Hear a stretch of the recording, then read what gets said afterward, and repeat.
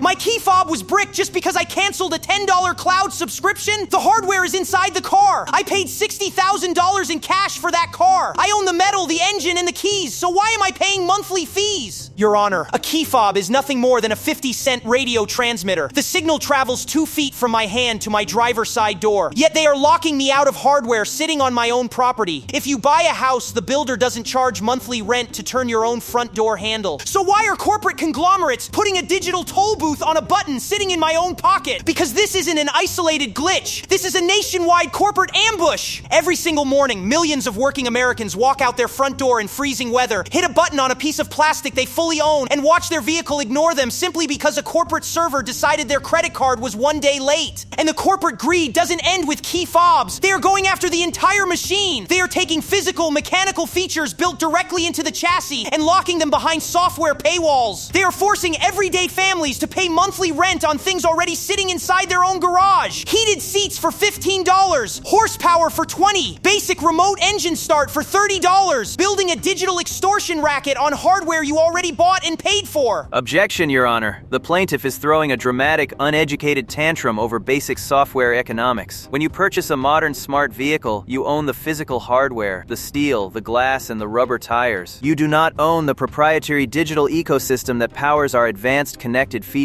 Our cloud network provides a luxury, high-end automotive experience. We maintain global satellite arrays, high-speed cellular towers, encrypted remote start algorithms, and non-stop cybersecurity patches. That infrastructure requires millions of dollars in monthly server maintenance. If the plaintiff cancels her $10 connectivity tier, the cloud access terminates immediately. It is basic logic. Furthermore, the public is not being forced into anything. The subscription terms were clearly outlined on page 47 of the digital user agreement when you booted up the car. You clicked accept. You agreed to the terms. If a $10 monthly digital maintenance fee breaks your household budget, maybe you should not be driving a modern smart vehicle in the first place. Go buy a 20-year-old rust bucket with a mechanical metal key if modern software offends you. Page 47 of a digital contract? Stop gaslighting this courtroom, Timothy! You know damn well nobody reads 50 pages of legal fine print just to drive off the dealership lot. And let us expose your server maintenance lie right now. A physical key fob uses local radio frequency. It sends a direct, short-range radio wave from the fob in my hand to the receiver inside my car door 3 feet away. It does not need cellular towers. It does not need satellite arrays. It does not need your corporate cloud servers. You deliberately hacked your own vehicle's internal firmware to block the car's physical receiver from accepting local radio signals unless it gets a digital permission slip from your corporate headquarters every 30 days. You intentionally sabotaged a local hardware connection just to build a permanent toll booth between me and my own car door. Think about the danger. Imagine a single mother stranded at night in a dangerous parking lot during a blizzard. Her phone app glitches or her credit card expires and suddenly her doors won't unlock. Her remote start won't turn on the heater. Her vehicle is converted into an expensive metal paperweight in an emergency. That is not technological innovation. That is corporate sabotage against working families. Your Honor, the plaintiff completely fails to grasp the financial reality of modern manufacturing. Building a vehicle in today's economy is extraordinarily expensive. Advanced microchips, global supply chain breakdowns, and lithium battery costs are at an all-time high. The $10 subscription model is actually protecting the low-income consumer. By placing premium digital features like remote start, climate preconditioning, and high-tech fob integrations into an optional software tier, we are able to keep the initial baseline sticker price of the vehicle thousands of dollars lower for the general public. If this court forces us to permanently enable these advanced software features for free, auto manufacturers will have zero choice. We will immediately raise the baseline purchase price of every new car by $5,000 tomorrow morning. The subscription model gives the consumer ultimate financial control. You only pay for remote starting during the freezing winter months, and you cancel it in the summer. It is a brilliant, highly flexible model. The subscription system is literally subsidizing the initial manufacturing cost for the working class. Mr. Miller, step up to the bench immediately and drop the marketing spin. Answer me directly under penalty of perjury. When the plaintiff stands 3 feet away from her automobile and presses the physical unlock button on her key fob, does that physical unlock signal require your cloud servers to execute the action? Yes or no? Under our unified software architecture, Your Honor, the security handshake is verified through our central server database to prevent vehicle theft and ensure encryption integrity across our owner network. So while the local radio signal is physically capable incapable of reaching the car directly, the vehicle's computer is programmed to ping our corporate server to confirm active subscription status before authorizing the door lock to physically move. It is a necessary safety protocol to protect our intellectual property. Did you hear that, Your Honor? Security handshake, intellectual property. That is a corporate confession. They built a remote kill switch into my car door so they could extort me for $10 a month until the day I die. And this infection is spreading across every single industry in America. It is systematic corporate feudalism. Last year, a major tractor company tried to make it illegal for farmers to repair their own engines, claiming the farmers didn't own the tractor. They were just licensing the software inside the engine block. Another luxury car company put heated seats behind a $20 monthly subscription. The heating wires were physically installed in the leather at the factory. The consumer paid for the wiring. The consumer paid for the assembly. But the manufacturer put a digital padlock on the circuit board to charge you monthly rent just to warm your own back in the winter. Another company locked 40 miles of electric battery capacity behind a $3,000 software unlocking fee. The battery cells were physically sitting inside the chassis the whole time. They intentionally degraded the physical product just to squeeze more money out of the owner. Where does this extortion